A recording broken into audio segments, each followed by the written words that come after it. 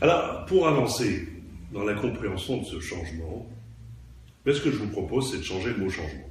Voilà. Plutôt que de parler de changement, parce qu'après tout, s'il y en a un qui peut changer, c'est quand même bien lui. Hein. Alors, plutôt que de parler de changement, on va parler d'accélération. Les choses vont plus vite. Alors, ça change. Plutôt que de parler de changement, on va parler de rupture. Quelque chose apparaît, et boum, crac, rien n'est plus comme avant. Et plutôt que de parler de changement, on va parler de ces choses qui surviennent tout doucement à bas bruit, qu'on appelle des mutations lentes, et qui progressivement changent les choses. On va toujours parler de changement, mais on va le regarder différemment. Je vous invite à chausser cette paire de lunettes. Accélération, tout d'abord. Bien. Chacun a une vision plus ou moins concrète que les choses vont plus vite. On a le sentiment que le monde s'accélère. Hein. Bien. Et puis, on peut argumenter. Depuis bien longtemps, on ne calcule plus les distances en kilomètres, en temps pour les parcourir. Hein. On envoie des informations en temps réel, comme disent les informaticiens. C'est très curieux, cette affirmation, le temps réel.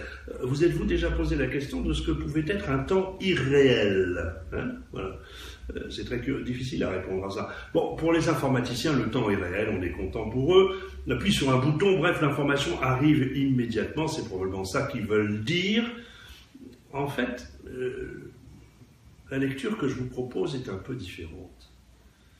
Le sentiment d'accélération que vous ressentez tous dans votre vie quotidienne n'est pas nécessairement lié aux choses qui vont plus vite, mais bien plutôt à l'espace-temps dans lequel vous inscrivez les choses que vous commettez quotidiennement. J'argumente. Réfléchissons un peu ensemble. Quelle est la différence fondamentale qui sépare l'homme de l'animal ?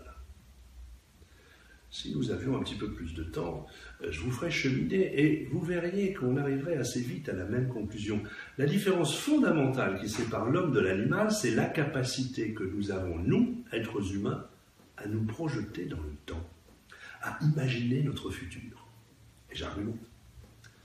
C'est parce que nous sommes capables de nous projeter dans le temps, d'imaginer notre futur, que nous avons été capables d'imaginer la conséquence des actes que nous commettons.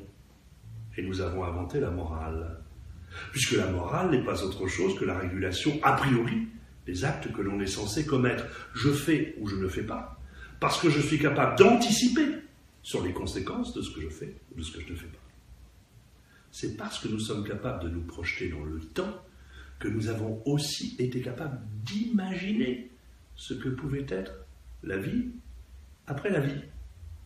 Et on a inventé la spiritualité.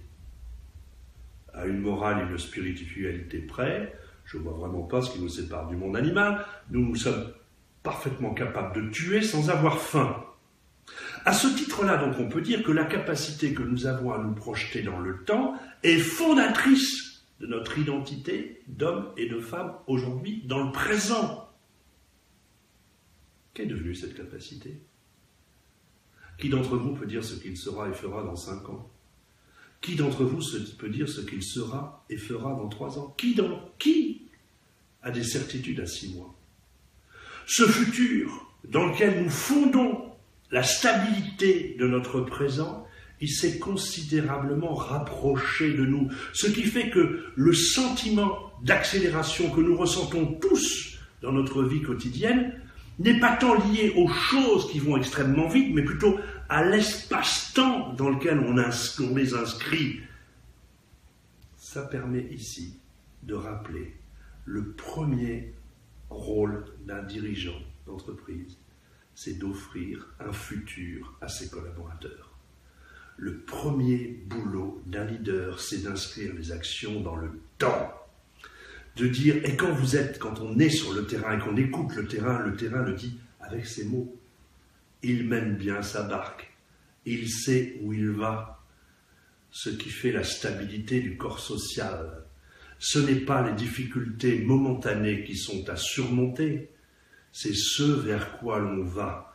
Quelle vision du futur vous offrez à vos collaborateurs? L'exercice n'est pas simple, parce que le futur est particulièrement incertain et imprévisible. Il n'en reste pas moins vrai que si vous avez accepté la responsabilité d'être dirigeant eh bien votre premier boulot, c'est d'inscrire les actions que vos collaborateurs commettent dans un espace temps donné et donc de leur donner une vision simple, claire, compréhensible par tous.